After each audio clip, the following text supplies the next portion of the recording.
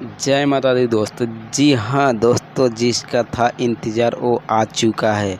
जी हाँ दोस्तों, खेसारी लाल यादव का गाना कल रिलीज होने वाला है यासी फिल्म्स से। जी हाँ दोस्तों, कल यासी फिल्म्स से आप लोग तैयार रहे। ऑफिशियल चैनल पर रिलीज़ किया जाएगा खेसारी लाल यादव का देवी गीत नया। जी हाँ दोस्तों, नया देवी गीत का रिलीजिंग कल होने वाला है, जिस एल्बम का नाम है शारदा से दे दी 151। ये गीत यादव राज लिखे हैं और यासी फिल्म्स ऑफिशियल चैनल पर 4 बजे इसका रिलीजिंग टाइम दिया गया है।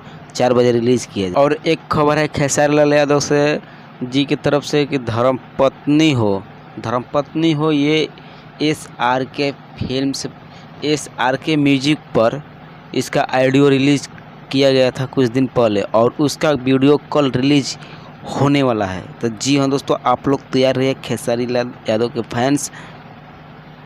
ये था खेसारी लाल यादव की तरफ से खबर कि गाना कल रिलीज होने वाला है शारदा सदेती 151 और धर्मपत्नी हो का वीडियो कल रिलीज किया जाएगा।